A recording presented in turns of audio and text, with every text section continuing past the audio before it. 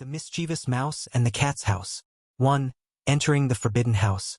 One night, when the moon shone dimly, Tikki, a mischievous little mouse, was running around in the alley behind a human's house. But then, oh, what kind of house is this? Tikki saw a small door slightly open. The smell of cheese wafted out temptingly.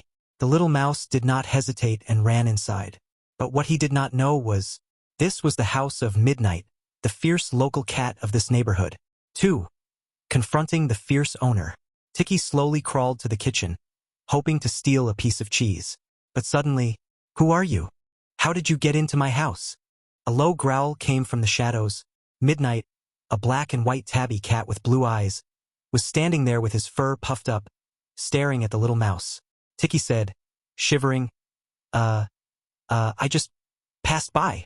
Midnight said, squinting, just passed by? Then why is your mouth covered in cheese? Tikki quickly wiped her mouth, but it was too late. 3. Escape for your life.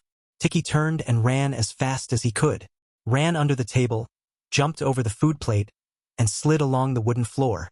But the cat was just as fast. Midnight chased after her. Tikki said, don't eat me. Midnight said, I'll teach you that a mouse like you shouldn't invade a cat's house. But then, as Midnight lunged forward to grab it, Tikki jumped past its claws and crashed into a vase. Bam! The owner's most treasured Chinese vase fell and shattered into pieces. 4. The enemy became an ally? Both the cat and the mouse were stunned for a moment. Midnight said, oh my gosh, my boss will be so mad. Tikki said, sobbing, I'm sorry, I didn't mean it. Both of them could only stare at the broken vase. Then, heavy footsteps came from upstairs. Who broke my vase? Midnight said, widened eyes. No, I'll get scolded for sure. Tikki said, quickly grabbed the cat's hand. Then we have to help sweep the broken vase before the owner comes down. Both the cat and the mouse had to quickly help clean up the broken vase. Tikki used her small hands to pick up the broken tiles one by one, while Midnight used her tail to brush away the dust. But, bam! Accidentally knocked down the broom again. 5. Instead of chasing each other, they became a team.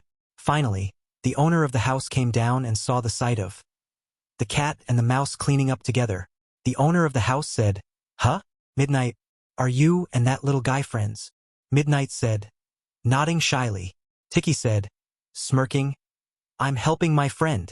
No matter how different they are, in the end, they solve problems together instead of being enemies. Ending. The beginning of a strange friendship. From that day on, Midnight didn't chase Tikki anymore. On the contrary, they became a mischievous pair who liked to work together to mess with the owner of the house instead. True friendship doesn't necessarily come from being similar, but from understanding each other.